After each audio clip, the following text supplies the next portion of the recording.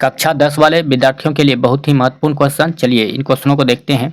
धातु कर्म क्या है, इसके विभिन्न चरणों के नाम लिखें।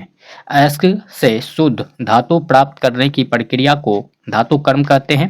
इसके विभिन्न चरण के नाम निम्न हैं। अयस्क का सांद्रण करके धातु कर्म से धातु को प्राप्त किया जाता है, शुद्ध धातु को प्राप्त किया जाता है। दूसरा, सांद्रित अयस्क का धातु के ऑक्साइड में बदल कर या परिवर्तित कर दोस्तों धातु कर्म के द्वारा शुद्ध धातु प्राप्त किया जाता है। धातु के ऑक्साइड से धातु का निष्कर्षण, धातु का शुद्धिकरण, ये इसके द्वारा भी धातु कर्म के माध्यम से ये शुद्ध धातु प्राप्त किया जाता है। तो ये आप इसको याद रखिएगा। चलिए अगले क्वेश्चन दिया गया है, गैंग या मैट्रिक्स क्या है। तो खनिज में उपस्थित अशुद्धियों जैसे मिट्टी, बालू, कंकड़, पत्थर, ये सबको दोस्तों गैंग या मैट्रिक्स कहते हैं। चलिए आप देखते हैं अयस्क का सांद्रण। अयस्क का सांद्रण कैसे किया जाता है। अयस्क का सांद्रण क्या है, इसके विभिन्न विधियों के नाम लिखें। अयस्क से अशुद्धियों को दूर करने की क्रिया को दोस्तों अयस्क का सांद्रण कहते हैं। इसकी विभिन्न विधियां निम्न है।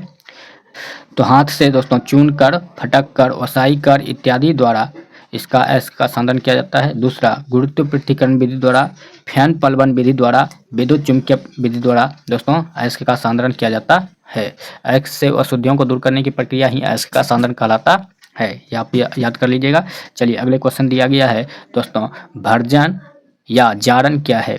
भर्जन या जारण, ये क्वेश्चन बहुत बार पूछा गया है। तो भर्जन और जारण बहुत इंपॉर्टेंट है, याद कर लीजिएगा। भर्जन या जारण क्या है। सल्फाइड अयस्क को वायु की उपस्थिति में कसकर गर्म करने पर यह धातु के ऑक्साइड में बदल जाता है और वाष्पशील अशुद्धियां बाहर निकल जाती है, जिसे भर्जन या जारण कहते हैं। अगला क्वेश्चन दिया गया दोस्तों, निस्तापन क्या है। अगला क्वेश्चन दिया गया है, निस्तापन क्या है। तो कार्बन अयस्क को वायु की अनुपस्थिति में कसकर गर्म करने पर यह धातु के ऑक्साइड में बदल जाता है और वाष्पशील अशुद्धि बाहर निकल जाता है, जिससे दोस्तों इसी प्रक्रिया को निस्तापन कहते हैं। अर्थात कैल्शियम कार्बोनेट को दोस्तों जब गर्म किया जाता है तो कैल्शियम ऑक्साइड और कार्बन डाइऑक्साइड में बदल जाता है। यह प्रक्रिया निस्तापन कहलाता है।